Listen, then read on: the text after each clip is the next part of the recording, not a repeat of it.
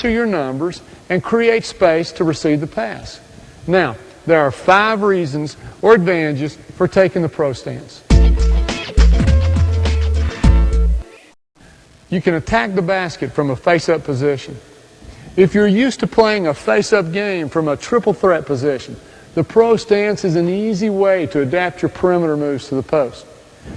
It affords you better vision and better chances to pass to teammates. You get pushed out of the lane and are forced to use the mid-range game.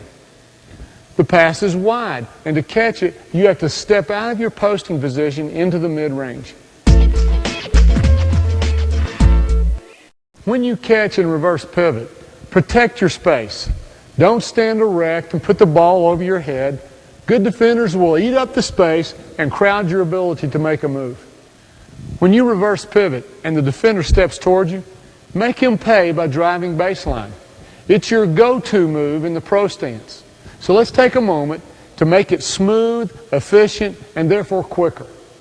Instead of planting your foot and then going baseline, step back and step by without letting the foot touch the ground. Consider that the ball and your swing foot are tied together with a 2-foot string. This will keep you low and explosive when sweeping below your defender's hands. If you can't get low, keep your elbow up when you rip the ball through. This protects the ball if he tries to strip you.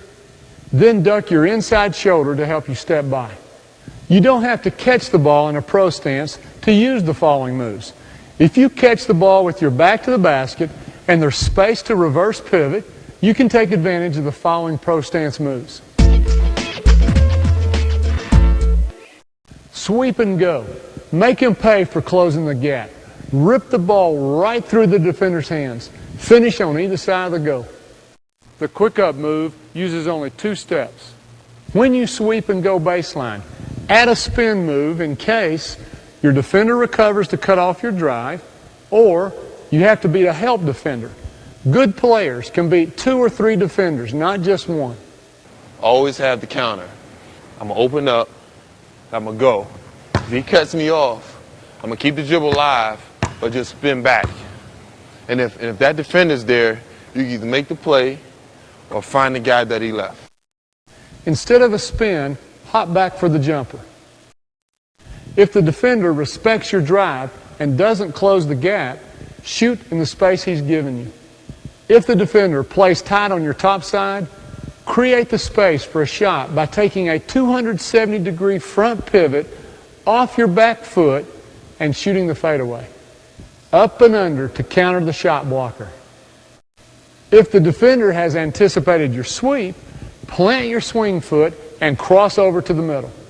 One dribble will get you a dunk, hook, or to the other side of the goal. If the defender recovers, land on 2 feet for the baby hook. If he's intent on blocking your shot, give him the up and under. Beat the help defender when you get to the middle by sliding through, or beat 2 with a spin.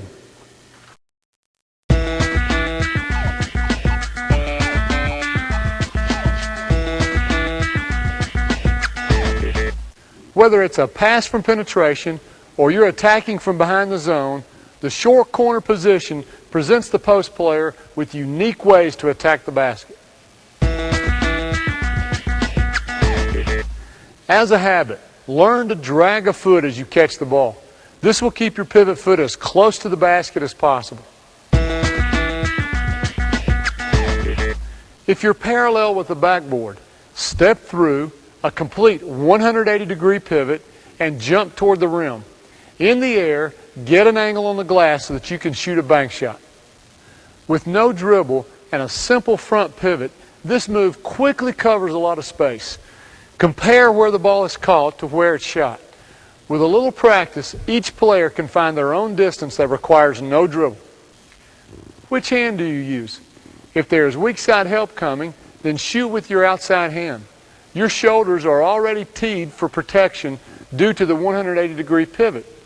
If there's no help coming and the defense is recovering from behind, shoot with the hand closest to the goal.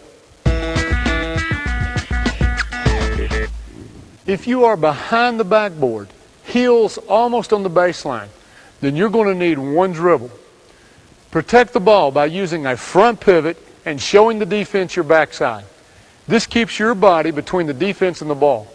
Now you're ready to use the same step, pound, hop from Chapter 7 to explode to the go. Step, pound, hop, and land facing the baseline. Don't land near the backboard because you'll have to lean back to shoot, and that's an easy block. Instead, land in the power shot position where you can extend the ball in front of you. Your body now protects your shot from being blocked from behind. Step, pound, hop, and land on the other side of the basket. Here's another way to use the rim for protection. If you see the shot blocker coming, then choose the other side of the goal at the last moment. The shot blocker is committed to one side and cannot change sides at the last moment.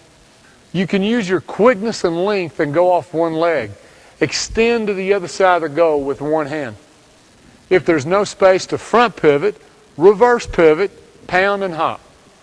If the defender blocks your path to the goal, use the escape dribble toward the middle.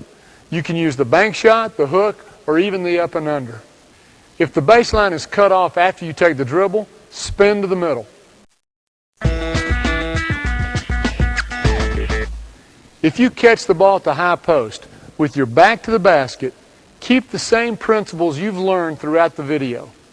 Catch and a hop in order to pivot on either foot. Touch your chin to your shoulder and read the situation before your feet hit the ground. The moves are the same moves we used in Chapter 6 and 7, except your jump shots at mid-range with no chance to use the glass, and at 15 feet from the basket, some of the moves require you to lengthen your stride and use a dribble. If your defender gives you space,